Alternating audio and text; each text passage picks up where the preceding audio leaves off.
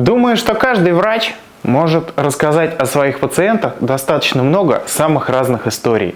Причем это могут быть истории как в профессиональном плане, например, как врач боролся с той или иной болезнью, как победил ее или не победил, так и истории вполне житейского характера, как люди высказывают свои переживания по тем или иным проблемам. В любом случае, здоровые люди к врачам не обращаются, и поэтому, как правило, истории всегда есть, и они очень часто связаны с каким-то негативом и с каким-то волнением людей. Есть, конечно, и интересные случаи. Например, мой инструктор по яхтингу учил людей, которые придумали 3D-принтер и с его помощью напечатали настоящую человеческую селезенку в космосе. Все эти врачебные истории вдохновляют меня на то, чтобы проводить аналогии с миром мотоциклов. Потому что, когда ты занимаешься моторазборкой, ты постоянно слушаешь различные истории, которые напрямую связаны с людьми, с владельцами этих мотоциклов. И этих историй на самом деле огромное многообразие. Сначала у всех мотоциклов примерно одна и та же история. Их произвели на каком-то заводе. В принципе, аналогия с людьми, как все примерно одинаково рождаются. Дальше они попадают в какие-то условия. То есть мотоцикл может быть приобретен разными людьми, разной степени состоятельности, для разных целей и так далее. Так же, как и ребенок, рождаясь, попадает в совершенно разные семьи и совершенно не выбирает, где ему рождаться и где ему расти. После этого у всех мотоциклов, так же как и у всех людей, начинается совершенно разная жизнь. Один мотоцикл ездит очень много всего видит, как бы проживает интересную жизнь, иногда может умереть внезапно в 20 тысяч километров, примерно как и человек. То есть, живя интересную жизнь, люди также умирают, как и всегда. Также и человек, как и мотоцикл, может жить достаточно скучную жизнь, всю свою жизнь простоять в гараже и так ничего в этой жизни и не посмотрев, умереть, дожив до 100. А с вами сегодня я, Антон Больших. Давненько у нас не было блогов из мастерской, потому что более 2 месяцев я находился в теплых странах. Кстати, для справки, если кому-то что-то надо починить или обслужить, приезжайте, пока зима, потому что будет в сезон, я пока не знаю. Мастерская находится сейчас в процессе некоторых изменений, так как мы сейчас остро нуждаемся в кадрах. Если вы хотите к нам в команду, напишите мне обязательно. Слева и справа от меня стоят 2 макси-скутера. Это довольно уже старые на сегодняшний день Suzuki Skyway 250 и 400. Оба их я приобрел на запчасти буквально в течение последних нескольких дней. Только вернулся из отпуска и сразу поехал все везде скупать. Вот этот вот скутер я вчера купил в городе Калуга, а вот этот вот скутер я купил, собственно, в Подмосковье. И у каждого из этих скутеров своя совершенно ни на что не похожая история. Хотя они могут показаться очень похожими, и у них даже примерно одинаковый год выпуска. Если их собрать, сделать нормальными, то они будут абсолютно одинаково выглядеть, несмотря на то, что у них разный рабочий объем.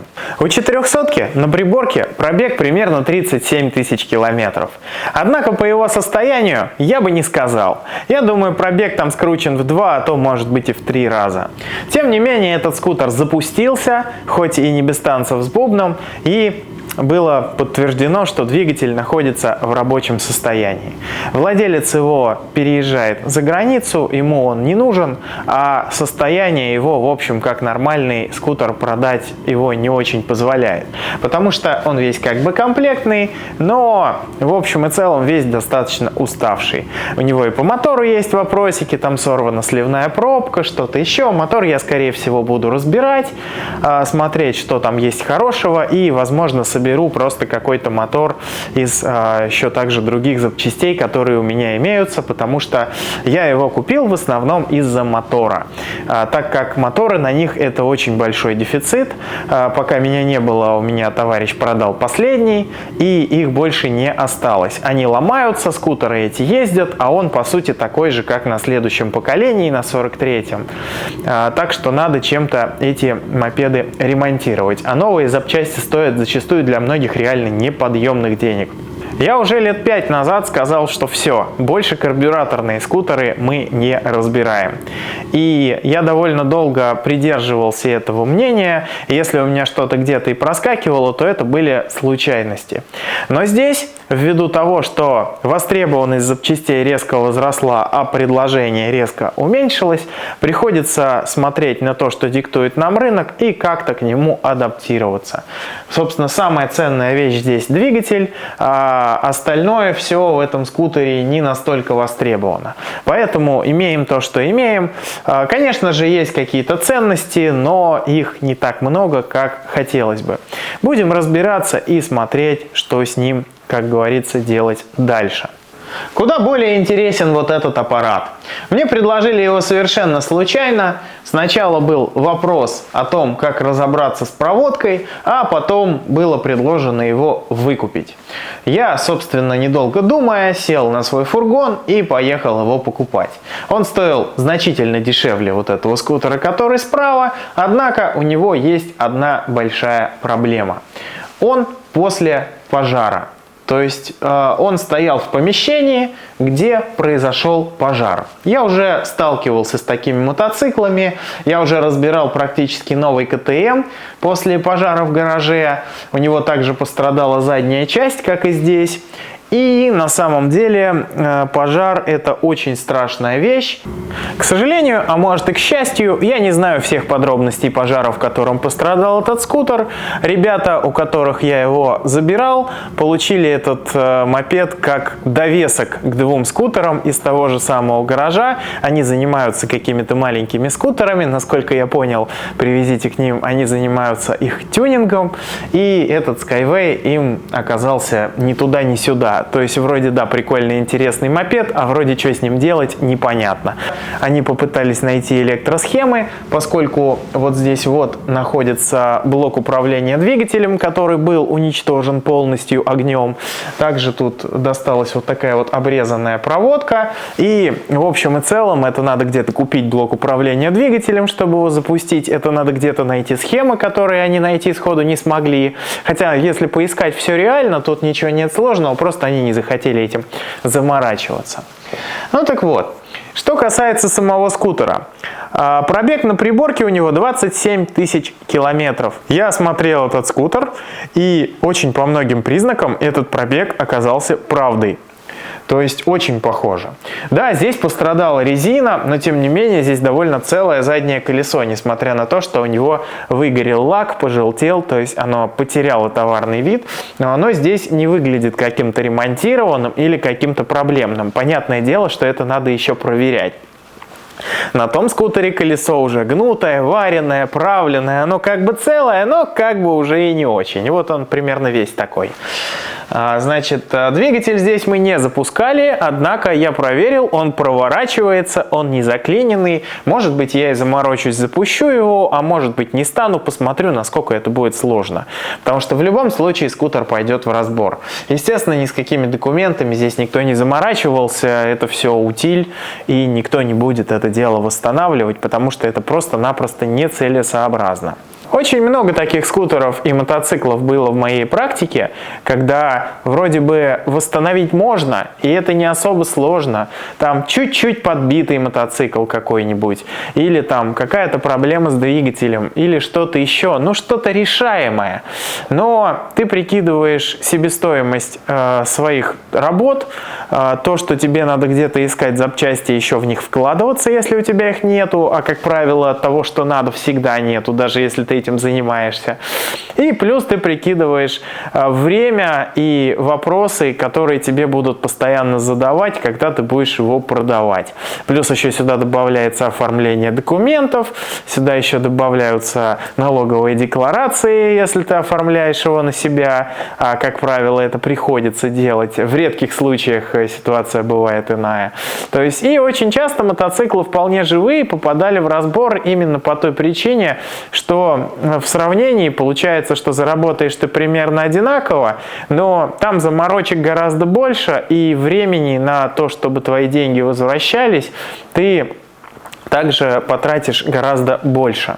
Может быть, разом и получишь какую-то значимую сумму, но если посчитаешь трезво свои затраты, то получится, что ты толком ничего не заработал. Такой скутер с небольшим относительно пробегом, пострадавший так, что его в принципе нет смысла чинить, я называю своего рода самородком. В Москве такие скутеры, к большому сожалению, встречаются все реже и реже. Дело все в том, что ездят они здесь достаточно много, и учитывая возраст, а им уже обоим более 20 лет, они уже успели изрядно постареть и повидать виды. То есть, конечно, бывают случаи, что они где-то стояли в гараже, но их просто реально все меньше и меньше. Почему я 5 лет назад сказал, что карбюраторные мопеды разбирать больше не хочу? Да потому что они в сервис редко приезжают. Они просто уже в московском регионе подвымерли. То есть, ну да, 2-3 таких скутера приезжает в наш сервис в сезон. Я считаю это незначительной цифрой. И то есть в данный момент я считаю запчасти с них востребованными только на более современные 43-й кузова, которых еще пока ездит больше, которые уже тоже достаточно сильно успели устать, но при всем при этом они еще хотя бы что-то стоят на рынке, и их хотя бы можно продать на рынке, потому что за эти карбовые мопеды просят зачастую тоже денег, но кто их покупает, мне, честно говоря, совершенно непонятно. Потому что, ну, как бы гораздо рентабельнее доплатить и купить инжекторный скутер с нормальным задним колесом и еще с некоторыми уже решенными производителем проблемами.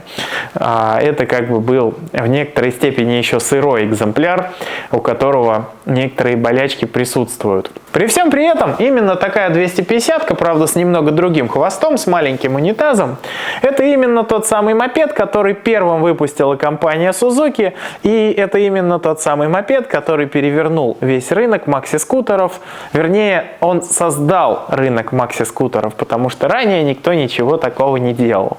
Уже потом появилась 400-ка, уже потом появились T-Max и Silver и так далее, и так далее, и так далее. Мы об этом рассказывали немножко в нашем обзоре на Suzuki Burgman Skyway 650. Вот здесь сейчас где-нибудь ссылочка вылезет. Одна из причин, почему я так люблю свою работу, особенно когда она связана с ремонтом или разбором каких-либо мотоциклов, это как раз таки потому, что в каждом таком мотоцикле содержится какая-нибудь интересная история. Если ты пытаешься разобрать какой-то один мотоцикл, там, допустим, свой, пытаешься его как-то продать по запчастям, у тебя нет еще наработанной какой-то клиентской базы, нет сервиса, то зачастую это превращается только лишь в геморрой, потому что распродать один мотоцикл, исходя из таких условий, это примерно пара-тройка лет. Вот, ну, если так, более-менее на 90%. Продать мотоцикл на 100% невозможно. А когда ты ими занимаешься постоянно, то ты видишь очень много таких историй. Особенно ты видишь очень много разных историй с одинаковой техникой. Это особо интересно, потому что даже несмотря на то, что я уже больше 10 лет, казалось бы, занимаюсь одним и тем же, но вот Skyway после пожара я выкупил первый раз.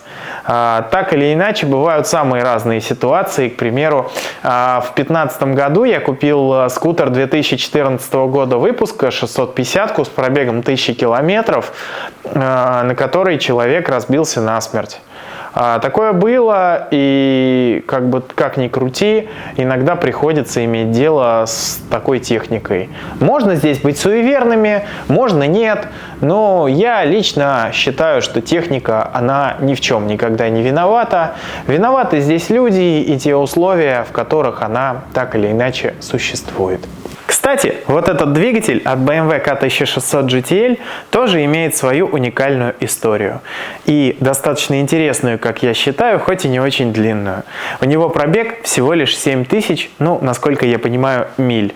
Я этот двигатель выкупил, тут есть ряд проблемок, и про него я буду подробно рассказывать немного позже. Друзья, я напоминаю вам, что я создал курсы по ремонту и обслуживанию Suzuki Skyway Burgman 400, 650 и BMW C650 GT. Причем по Burgman 650 есть варианты покупки курса с уроком по переборке вариатора и без урока по переборке вариатора.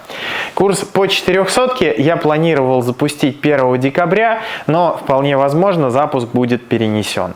В случае, если вы заинтересованы в каком-то из курсов, просто просто можете написать мне по ссылочке в описании или в закрепленном комментарии. Там есть ссылки на все мои продукты, также там есть все мои контакты, также там есть группа в Телеграме, в которой я, кстати, часто пишу посты с информацией, которая на YouTube чаще всего не попадает. Все свои размышления можно их также послушать и прокомментировать. Иногда можно что-то интересное для себя узнать. Так что всем рекомендую.